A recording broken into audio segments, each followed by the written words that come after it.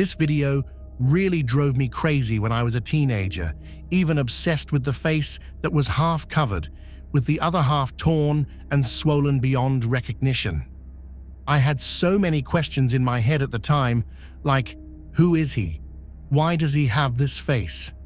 All I hoped for was that the masked person wasn't a demon, so I wouldn't be haunted by it every night.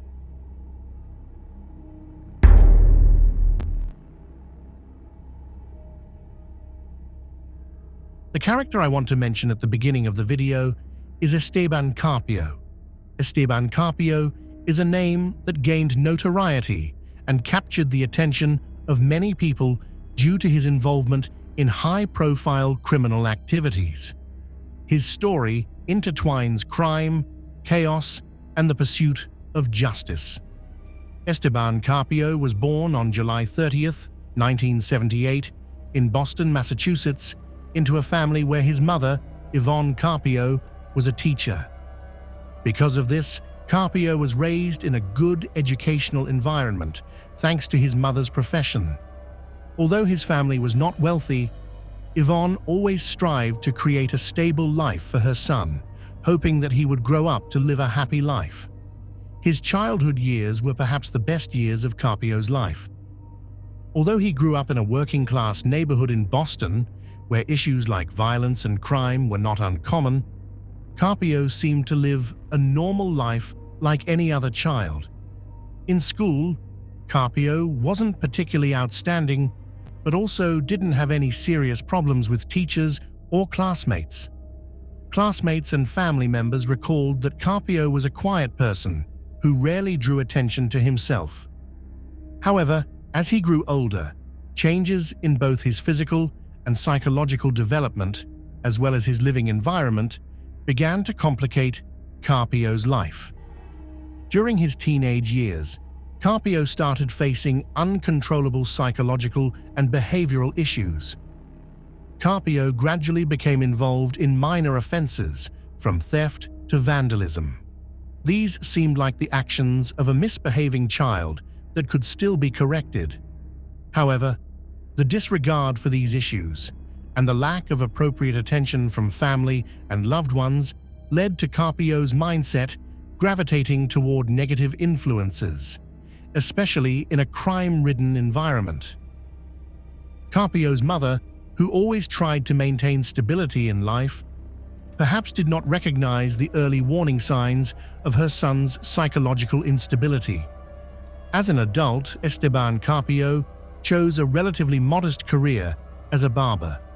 Although he couldn't become wealthy, it was a relatively stable job that allowed him to support himself.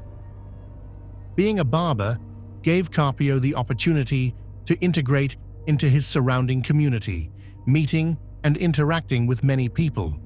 However, this job did not seem to bring him fulfillment or joy in life. Carpio remained withdrawn and gradually became more isolated. During this period, Carpio was in a relationship with Samine Finn, who later gave birth to their daughter. However, this relationship was far from peaceful.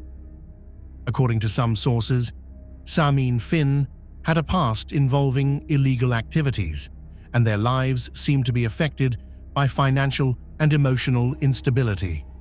The strained relationship, the difficulty in maintaining a family life, along with Carpio's psychological issues, appeared to push him into an increasingly uncontrollable state. Carpio's condition worsened to the point where his family had to take him to Faulkner Hospital in Boston for a psychological evaluation. According to medical records, doctors diagnosed Carpio with extreme stress, potentially exacerbated by substance abuse. The abuse of substances such as drugs and alcohol seemed to have severely impacted Carpio's mental health, pushing him into a state of loss of control and violent behavior. However, the critical point is that Carpio's psychological issues were not properly addressed. His family, friends, and even the legal system seemed unaware of the severity of his condition until it was too late. Carpio's behavior became increasingly erratic, from isolating himself from society to frequent violent outbursts. Unfortunately, no one around him was sensitive enough or had the capability to intervene in time to prevent his decline. Even his girlfriend, Samaine Finn, testified in court that she was extremely concerned about her boyfriend's mental behavior. Finn recounted that Carpio would often talk to himself and to his hands. He even claimed that someone had cast a spell on him, and he was terrified of it. Esteban Carpio's criminal career escalated as he became involved in organized crime, including drug trafficking and violent offenses. His notoriety grew as he became linked to several serious incidents, including armed robbery and assault. This was the beginning of the tragic series of events that would haunt him for the rest of his life.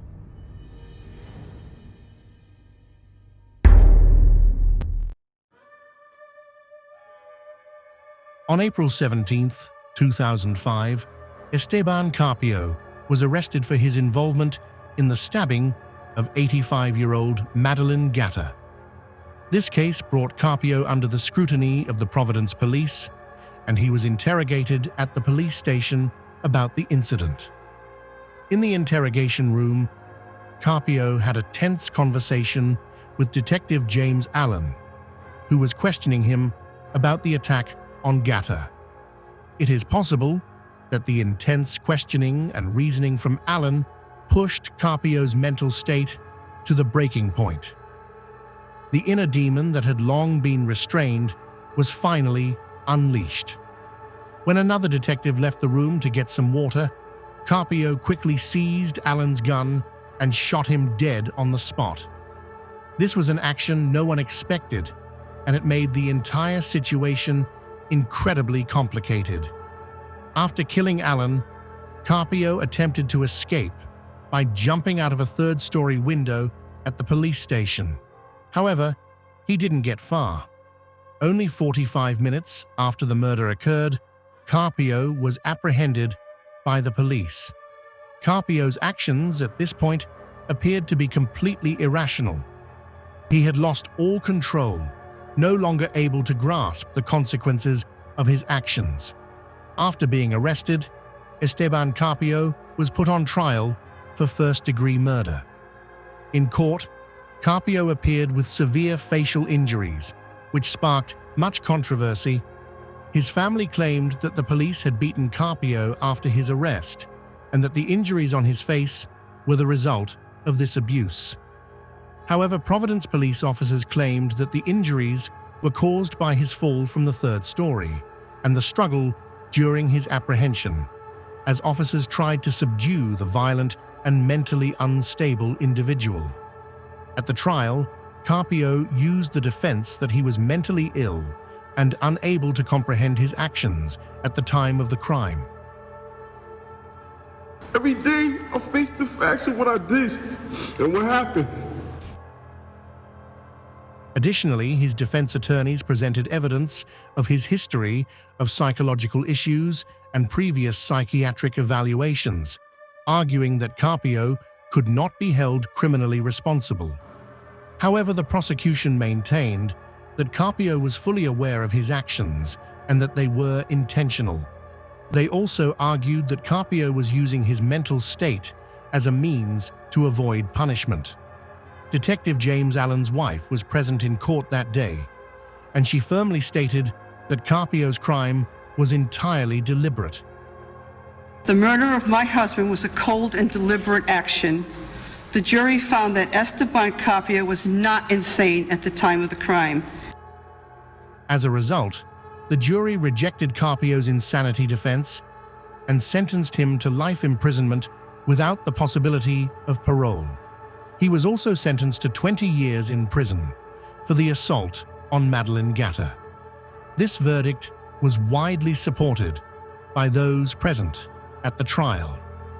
Attorney General Patrick Lynch, who also attended the trial, did not hesitate to praise the judgment. "I thank the court, I thank Judge Krause for this sentence. There is no greater punishment, no tougher penalty than that which Judge Krauss justly imposed. Life without the possibility of parole, Lynch said. Clearly, Esteban Carpio's crimes, of which he was convicted in June, qualify as the worst of the worst. In the event that the defendant pursues his constitutional rights and appeals his conviction and this sentence, I will fight to the very end to ensure that they stand.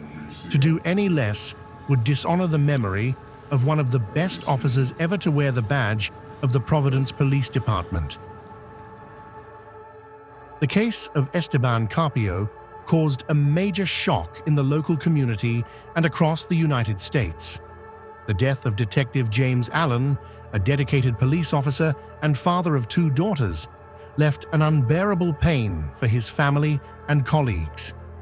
The incident also sparked debates about how police handle suspects showing signs of psychological instability and about violence within the legal system. Carpio's case also raised many questions about the mental health care system and how society treats individuals like him. Had Carpio received the appropriate and timely psychological support, this tragedy might have been avoided. The failures in identifying and addressing his psychological issues led to catastrophic consequences not only for the victim's family, but also for Carpio himself. What do you think about this story? Leave your thoughts in the comments section below. See you again in the next thrilling case.